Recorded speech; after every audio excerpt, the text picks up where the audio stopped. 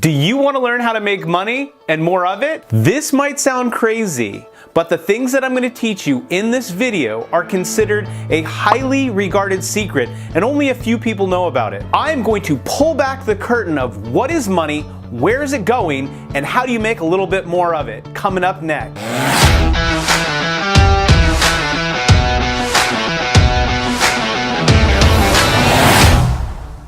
Hey guys, it's Bill here with BillStenzel.com, and today I'm going to break down money for you. And I'm breaking it down into 3 categories so you can easily understand it. Everyone that I know wants to make money, but very few people even know what money is. I will do my best to keep it as simple as possible, but the things that I'm about to tell you are actually really hard to believe. I do believe you could learn about it.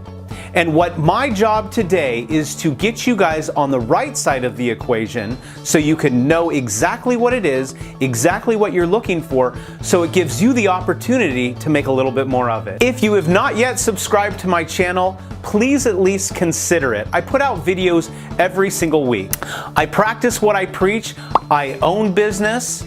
I teach business, I live business, and I put these videos out just for you. So if you like what you see here, please let me know in the comments section below. But you came here to learn about money, and we're starting right now. Category number 1, what are those? If you say that this is money, I think you and I need to hang out for a little bit. And if you said, yes, I know what that is, that, my friend, is called currency, then you know what, you could just shut off your laptop. You don't ever have to watch another YouTube again.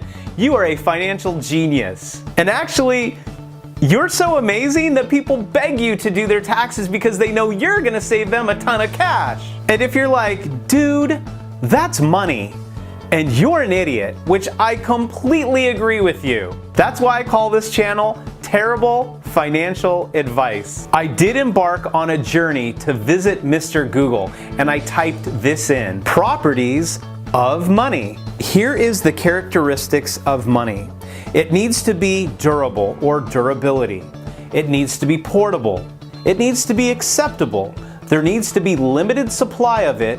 It has to be divisible, uniformity, and last, money acts as a unit of account and a medium of exchange, now here's the biggest one, and a store of value.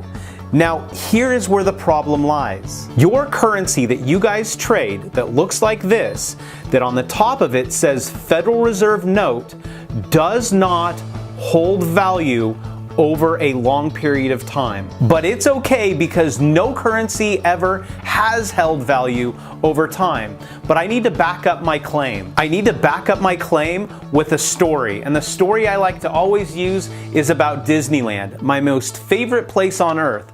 Well, actually I have a really hot wife, so it's not my most favorite place on earth, which I don't know where I'm going with that, and I probably should edit this out on the video. Okay, sorry about that.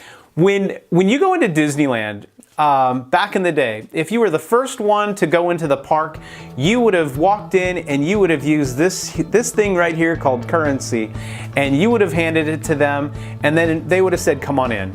It was $1. I know this is hard to believe, but Disneyland was $1 to get in. Now I like to use Disneyland as an example because I want to show you how currency never holds its value over time. And I know people like to say, Bill, that's called inflation.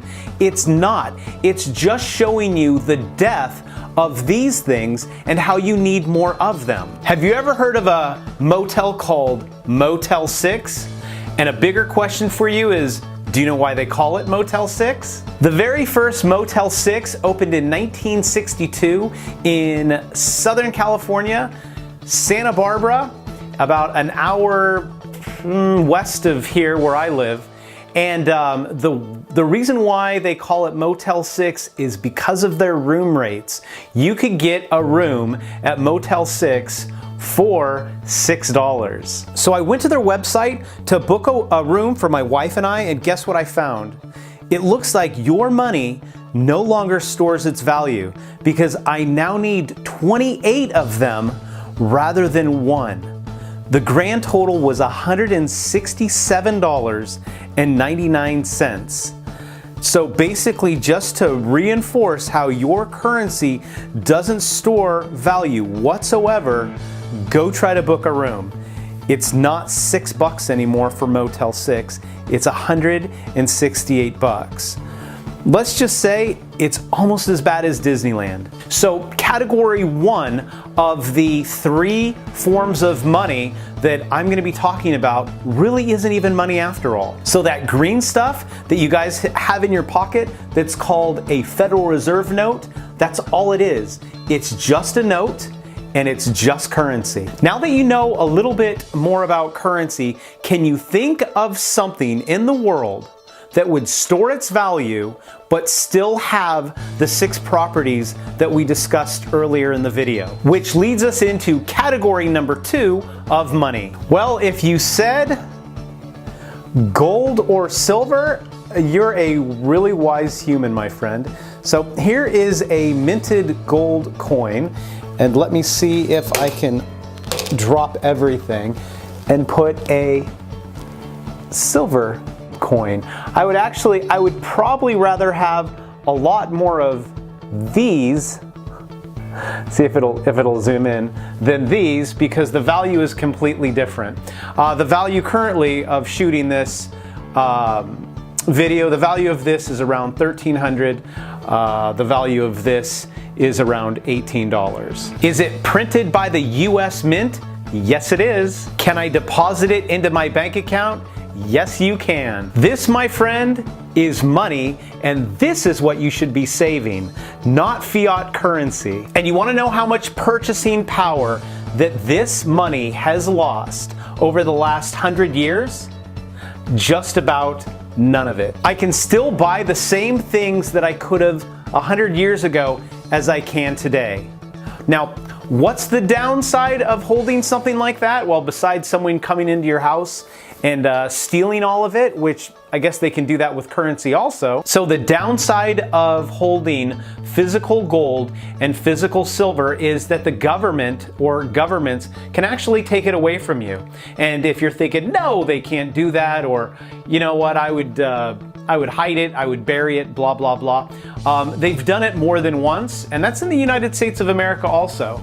So don't think that they can't enact or reenact a law taking your money from you, because they can. And here's the crazy thing is, back in the day, they would throw you in jail for 10 years and $10,000, which in today's money would probably be more like $500,000. So let's recap. I bet you the very first thing that you think of when someone says money is currency, but you can't call that money because money holds its value over a length of time. The second form of money, which actually is money, is gold and silver. And governments hate it because they can't print it. They can manipulate it, but they can't print it, and it's really difficult to control. Gold is also super difficult to mine or to get it from the ground. And from my research, now, a lot of the research says it costs around $1,200 to mine gold, but the truth is, if you really dig deep into that, it's about $800. These companies can continue to remain profitable if gold's around $800 an ounce. Which leads me into the third form of money, which is extremely difficult to teach on and explain because it's really complicated, because we have fractional reserve banking, which even saying that people get confused. But it is basically where about 97% of wealth is, and it's actually digital. It's found on your computer screen. And now I have to explain how that works. Now, banks make their money by making debt loans. That's how banks make money. They make debt loans. So everything is loaned. Even if I were to give you, let's say I were to give you a $100 bill. I hand you the currency, the $100 bill, you take it to your bank account and you hand it to them and they put it in your account, which shows $100. Guess what they're gonna do with that $100 bill? They're actually going to loan it out. So that gets loaned out to someone else, and then that person walks into their bank and puts it into their bank, and their account gets shown that they have $100, and then that bank loans that $100 out, and it just keeps going and going and going. So you can actually you could probably turn a $1 bill into $1,000. Okay, I am going to try to show you another way on how money's created in the banking system with the house that I'm living in. This house was purchased for $700,000. Now, let's back it up to when I purchased the house. I went into my bank and I said, hey, I would like to buy a house. And then they said, great. And they gave me a check for $700,000. I did not get $700,000 of currency. I did not get $700,000 in gold and silver and take it to someone. The bank said, you owe us $700,000. Does the bank have $700,000? No. I mean, they might have it, but they didn't have it because of me. I owe the bank $700,000, so it actually gets credited to their account as if they have $700,000 now, but they don't. You know what? Over the course of 30 years, they're going to get $700,000. They're going to get a lot more than $700,000. They'll probably get over $1 million, but they don't have the $700,000, but they were able to create money completely out of thin air. And that's what the banking system does, and that's how the banks make money. There's 3 sources of money out there, and 2 of them kind of don't really exist, and they're kind of weird. You have Federal Reserve notes that you call money that actually isn't. The true name for them is called currency. And something that I didn't tell you is that there's been thousands of currencies throughout time. And guess how many of them have ever survived? 0.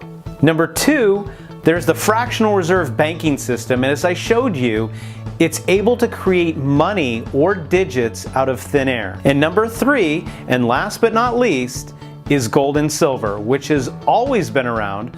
Governments hate it. They can't print it, but the downside is if they want it from you, all they have to do is reenact a law saying you can't own it or you'll go to jail. It has been my pleasure to hang out with you today. If you have not yet subscribed, and you would just think you might want to push that button down there and subscribe, I would really appreciate it. This channel is not about me, it is about you. And thank you again. I will see you next week.